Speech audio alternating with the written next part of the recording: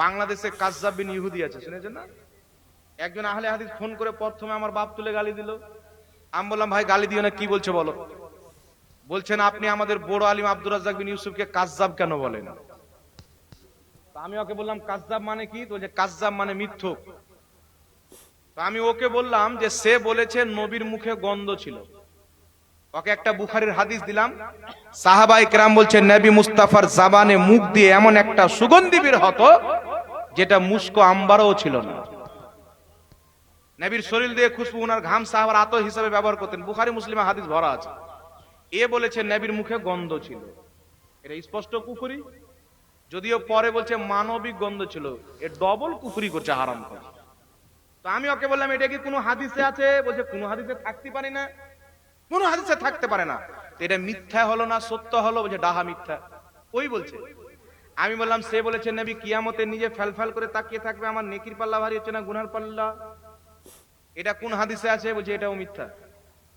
এই লোকটা বলেছেন আয়েশা তুমি যে আমার স্ত্রী, কিয়ামতের ময়দানে আমি এটাই তোমাকে চিনতে পারবো না যে তুমি আমার স্ত্রী। আমি বললাম এটা সত্য না মিথ্যা? ওই এটা তো কোনো হাদিসে না, হাদিসে নাই তাহলে মিথ্যা। তো তিনটাই বললাম তোমাকে, যদিও তার 1000 মসলাতে 999টাই ভুল আছে। তো তিনটা ডাহা কুফরি বাক্য নবীর প্রতি ফিট করছেন। তো এই লোকটা যে মিথ্যা বলবে ও কাজ্জাব, আর যে নবীর ব্যাপারে মিথ্যা বলবে ও কাজ্জাব বিন ইহুদি। তাহলে ওকে যদি কাজ্জাব বিন ইহুদি বলি তাহলে কোন অসুবিধা আছে? মিথ্যকে মিথ্যক বলা কি হারাম আছে? জোরে বলেন জি।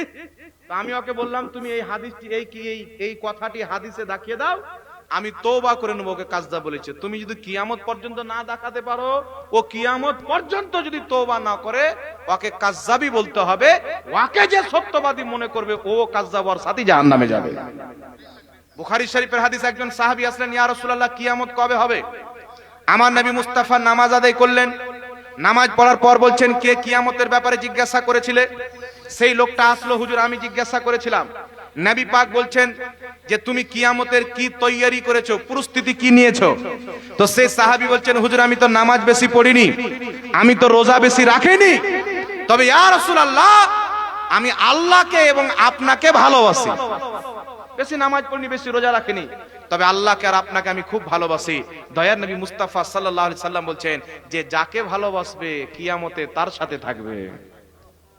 এরা যে নবীর নামে জঘন্য জঘন্য বাক্য বলেছে, আবু জেহেলও বলতে পারেনি।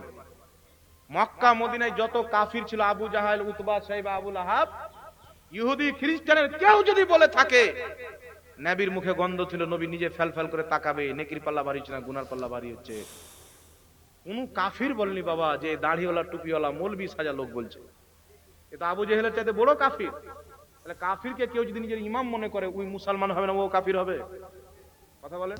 তাহলে এর যারা কলমা পাঠ করেছে বেটা, এরা নিজের আখিরাতের চিন্তা করুক।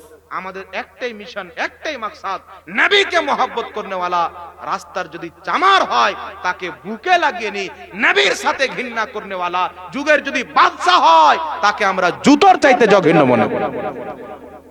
কারণ রাসূলুল্লাহর আদবের নাম হচ্ছে ঈমান।